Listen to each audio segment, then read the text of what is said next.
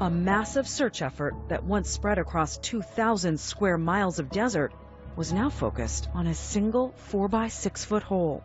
I had no idea what we were getting into. Paul, Anastasia, and Brenton Baum are with the San Bernardino County Fire Department's elite urban search and rescue team. I was told they had found a body approximately 140 feet in a mine shaft. And no one had actually rappelled down into the mine? No. So all they had was video from their camera? Yes. And the belief that there was a good chance that this was Erin Corwin? Yes. But there were problems.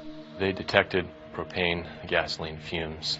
The rocket cam used the day before picked up images of a gas can and propane tank which were venting fumes into the shaft. That's why Anastasia and Baum were called. They're trained to work inside tight spaces while using sophisticated breathing equipment. From what they described, it sounded pretty precarious, just as far as the soil type we were facing, how deep in the environment it was. It seemed like a pretty questionable entrance. The two regularly risk their lives to rescue people in danger. But in this case, taking a grave risk in order to recover a dead body gave them pause. It's risk versus gain. Do I want to put my life in danger? After talking it over and knowing how important their recovery efforts could be to solving Erin's disappearance, they agreed to go.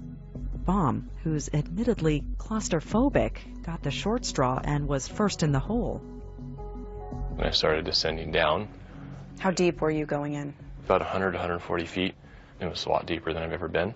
And what are you seeing as you're on your way down? How tight is it? It was eerie, rock collapsing, snakes.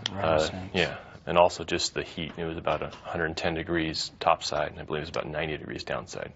So working in that environment, you only have a limited amount of time effectiveness before you're quickly fatigued. What did you see?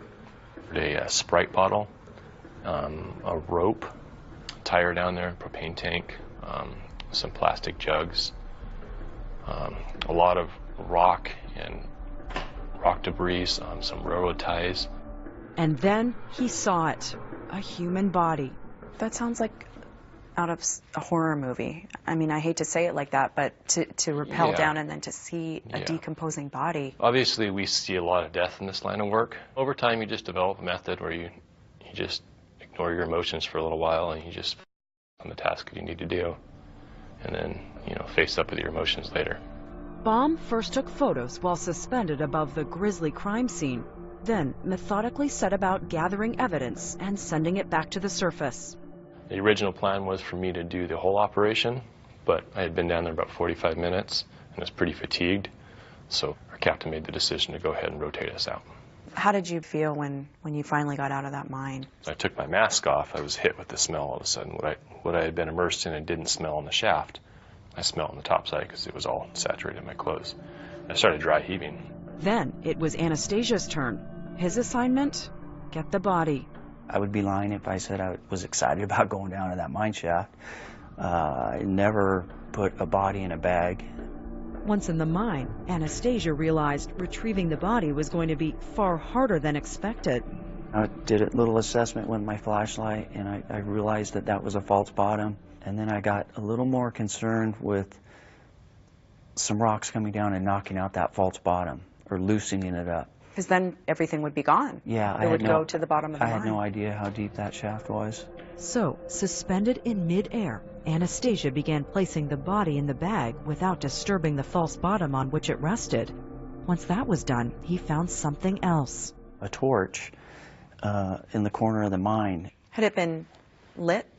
It didn't look like it had been lit to me. It looked like it was brand new, like someone had just made it. Ever so carefully, Anastasia made his way back up the mine shaft with that torch and with the body. Back on the surface, detectives made a positive ID. After 8 weeks of searching, on the day they decided would be their last, they had finally found Erin Corwin.